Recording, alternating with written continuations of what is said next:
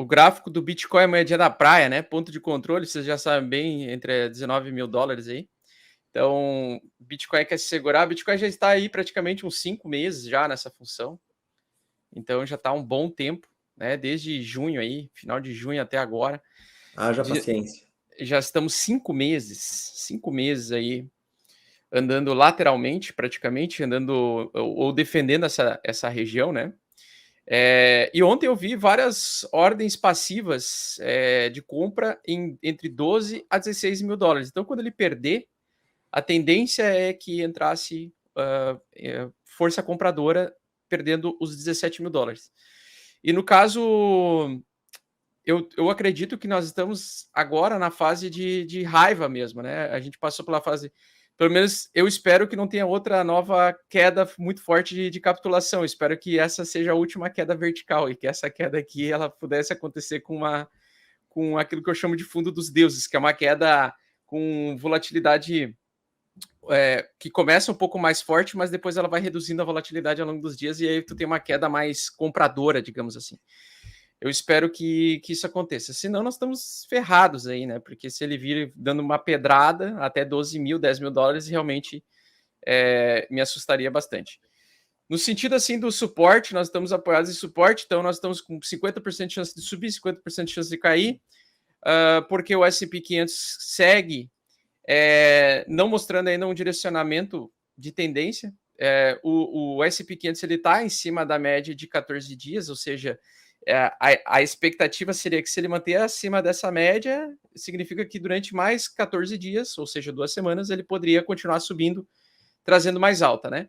Mas ele é o único aqui que voltou acima do suporte, ele é o único ativo aqui que voltou acima do suporte, está acima do suporte, apoiado em cima e querendo tentar fazer um pivô de alta. Já a Nasdaq, né? A Nasdaq NDX aqui, nós temos o oposto, né? Nós temos batendo resistência, perdeu o suporte, bate resistência e está tentando voltar e está abaixo da média de 14 dias. Então, para mim, o mercado completamente indefinido. Entre os pesos dos dois gráficos, para mim, a Nasdaq ela tem mais peso em relação a criptos por causa da parte de tecnologia mesmo, que eu acredito que o mercado de criptomoedas está inserido nesse contexto de tecnologia e de inovações, então eu acho que esse é o gráfico que eu respeito mais assim em relação ao mercado de cripto, né? Tanto que o S&P 500 subiu, mas a Nasdaq ficou nesse lenga-lenga, bateu resistência e o mercado cripto também não subiu, está exatamente congelado, tal como a Nasdaq. Especulo que o movimento explosivo poderia acontecer ainda hoje, então para mim era quinta-feira mesmo que ia acontecer, ou sexta, que é quando tem o vencimento de contratos futuros. Geralmente a movimentação ela acontece dias antes do evento acontecer, do fato acontecer.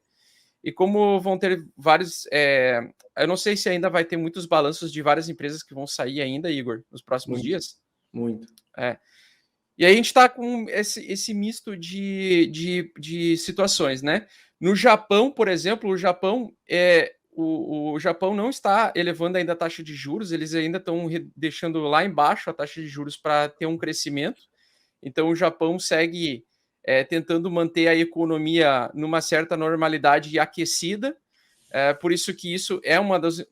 O iene japonês lá é um dos que faz parte do cesto contra o dólar, né, o DXY, que está motivando essa alta do dólar também. Então, eles mantendo a taxa lá embaixo, o iene acaba perdendo bastante valor em dólar. E a China também. Então, nós temos o cesto de ativos aí do dólar. Deixa eu até dar uma olhada aí do dólar agora. Deixa eu pegar aqui. Eu vou pegar o DXY aqui.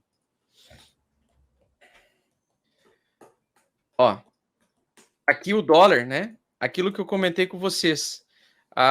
O problema para nós dos mercados voláteis é se de fato o dólar se manter nessa estrutura de alta, né? Isso aqui é um fundo mais alto do que o fundo anterior. E se ele romper, né, ele está dentro desse contexto de alta, né? Ele está acumulando para continuar subindo, para romper essa resistência. Para que a gente tenha um alívio nos mercados, a gente precisa inevitavelmente de uma queda e que perca essa linha de tendência de alta. Essa perda dessa linha de tendência de alta faria, né, de certa forma, o dólar enfraquecer temporariamente. Isso poderia trazer esse movimento de alta, mas ao que parece indicar, o dólar está mais forte do que nunca e vem aí fazendo uma sombra também de valorização. Então, o ativo que está em tendência de alta é o dólar, né? Eu acho que hoje é o ativo que mais é o passivo, não sei se é ativo ou passivo, enfim, ela é a moeda que mais desejada do planeta, né? Então, se vocês estão vendo ali os juros subindo, os bonds também subindo, os bonds de curto, longo prazo, médio prazo, todos subindo, vocês estão vendo que o pessoal está muito extraindo ainda do mercado volátil e jogando lá no Tesouro Direto americano, que seria para comprar a dívida pública americana e tentar enxugar um pouco de dólares da economia. Então, eu entendo que nós estamos ainda com um risco um pouco mais elevado, né? Eu falo 50% por causa do suporte majoritário, que age agora como resistência na Nasdaq e age como suporte no S&P 500, mas a gente ainda precisa de uma definição do mercado. O mercado não está definido, e a probabilidade, para mim, é a mesma, né? De apostar em alta e queda, as chances são iguais, mas um pequeno peso apostando em queda a mais, né? Por quê? Ou seja, eu estou majoritariamente vendido, porque se nós tivermos um rompimento verdadeiro do dólar nesse patamar, nesse topo, nós vamos procurar outro topo. E assim como a inflação foi recorde lá nos anos 80, né, Igor, durante 5 anos, acho que de 1980 a 85, o dólar subiu muito mais forte do que agora. Então, como a inflação ela é parecida com a inflação de 1980, eu acredito que o dólar pode dar essa estilingada mesmo e romper essa resistência a qualquer momento. Ainda mais com os países como Japão e China mantendo as taxas lá embaixo, né? Pessoal, o número de contratos em aberto, ele aumentou grandemente aqui, tá? E nós temos atualmente, pelo menos nesse indicador aqui, que ele tenta determinar para onde vai o próximo movimento, tá? Quando nós temos o vermelho é porque nós temos mais apostadores de baixa, isso em todas as corretoras, que eles têm rastreado aí. E quando nós temos a linha amarela é o número de contratos em aberto de longers, tá? Então nós temos mais apostadores aí, e geralmente o preço faz o movimento contrário desse indicador aí, tá? Então o preço geralmente quando ele está amarelo ele afunda, ele aumenta o risco de long squeeze, tá? O amarelo. E o vermelho é o risco de short squeeze. Então ele vem aí mostrando que a gente está com um aumento repentino aí no número de apostadores de alta, recentemente acontecendo agora no dia 2 de outubro. Então, das forças aí, o pessoal tem muita gente apostando em long, acredite se quiser, tem gente que acredita que é alta. E no caso eu estava acompanhando ontem o gráfico dos DeFi da Uniswap, que é a maior corretora de movimentação financeira no mercado DeFi aí. E eu vi que o pessoal está abrindo bastante piscinas de liquidez acima, né? Eu vi uma ordem gigantesca em 1580, ou seja, alguma baleia acredita que o mercado vai subir para 1580, vai fazer um long squeeze, aliás, um short squeeze, né? Que vai levar o preço do Ethereum para $1.580 por unidade. Então eu vejo isso como um risco, tá? De movimento forte em breve. Deixa eu ver aqui se eu tenho mais alguma coisa. Ó, aqui a gente já está em fase de capitulação, tá? Esse é o percentual dos holders de Bitcoin em depressão máxima, né? Em prejuízo. E essa é uma linha que a gente perdeu que corresponde, né, à desvalorização do Bitcoin nos mesmos níveis dos fundos dos ciclos anteriores. Então, essa é uma fase para o longo prazo, né? A gente já fala isso há vários meses, desde março. Para o longo prazo, esses preços aqui eles já são interessantes, né? Para o longo prazo, numa possibilidade de uma recuperação econômica. Então, quando chega num nível de 50% de prejuízo, ou 50% dos detentores de Bitcoin em prejuízo, nós temos uma boa probabilidade de comprar muito barato, né? Então, ele vai ainda entrar nessa zona verde, né?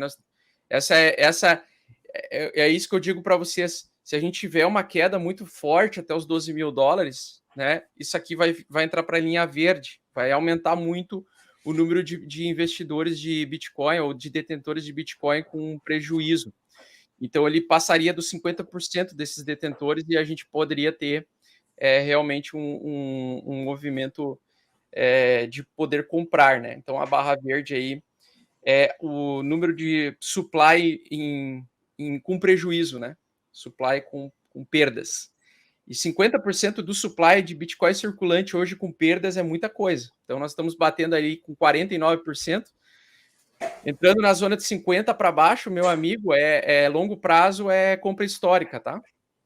Longo prazo. Aí se faz necessário fazer o tema de casa, que é comprar aos poucos, acumulando aos poucos, aproveitando essa queda.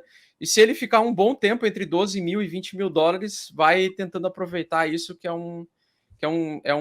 uma probabilidade boa de você ter um retorno interessante no longo prazo.